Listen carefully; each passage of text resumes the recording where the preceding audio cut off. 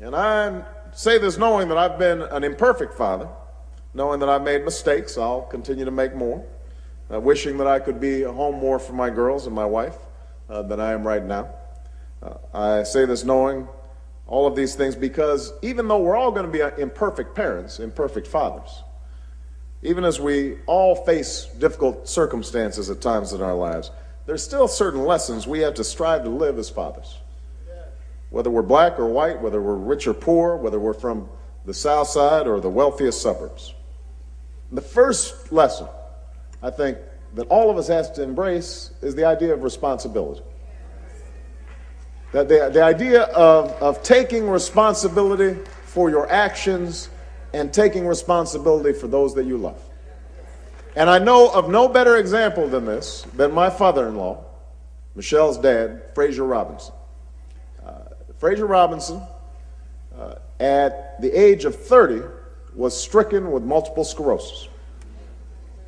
By the time I met him, by the time I knew him, he had to walk with a couple of walkers, a couple of canes, everywhere he went. And he never went to college because he grew up at a time when there weren't a lot of opportunities. So he worked at a water filtration plant downtown, right by a Navy pier. And he worked there all his life. And he'd have to wake up an hour early because of his disability, an hour earlier than anybody else just to get to work on time. But he never missed a day's work.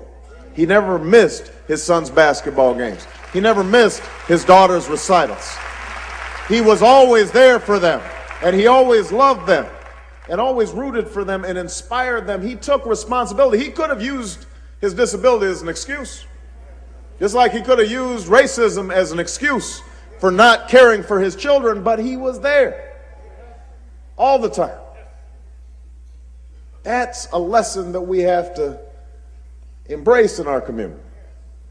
Taking responsibility, no matter what the hardships, to be the kind of father that our children need us to be. The second lesson that I've taken is setting an example of excellence for our children. Because if we want to set high expectations for them, we've also got to set some high expectations for ourselves. You know, sometimes, it's interesting during this process of running for president. You remember at the beginning, people were wondering how come he doesn't have all the support in the African American community. You remember that? Well, that was when I wasn't black enough. Now I'm too black. But you remember that? You remember that picture? Y'all remember. And what was interesting was how many people would come up to me and say, oh Barack, we love you, man. We're rooting for you, but we just don't think that a black man can be elected president. Well, I mean, we had already defeated ourselves before we even started. We didn't set high enough expectations for ourselves. We believe that somebody else can do it, but we can't do it. And that filters down to our children. That filters down to our children. When we set low expectations for ourselves, we set them low for our children. I don't. Too many parents come and they say, "Oh, this child's got a great report card. They got a B, all B's." I say, "All B's? Is that the highest grade? Is that the best you can do? I thought there was this other grade, an A. It's nice you got a B, but you can get an A. It's great. It's great if you have a job, but you can get a better job. It's a wonderful thing if you got a better job, but maybe you can own a business and create jobs.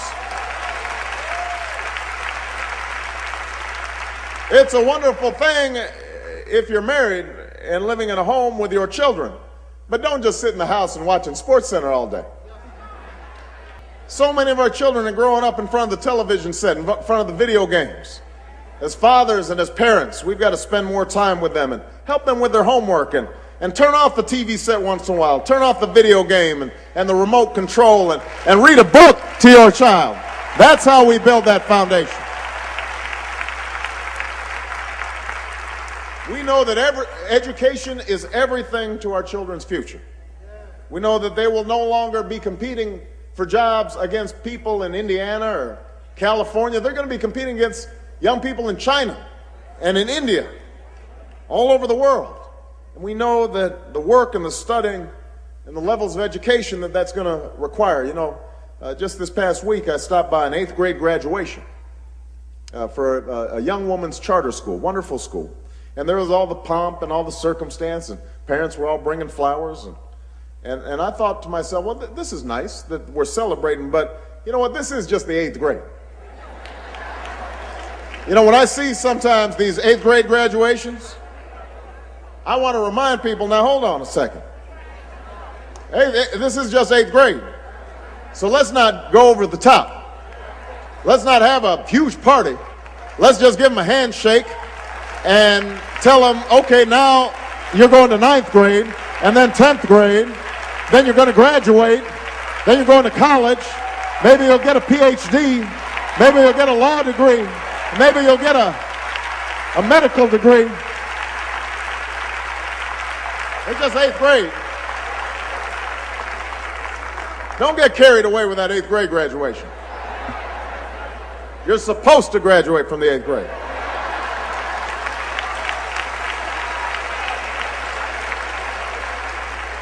It's up to us as fathers, as parents, to instill this sense of excellence in our children. It's up to us to say to our daughters, don't let the images on television tell you what you're worth.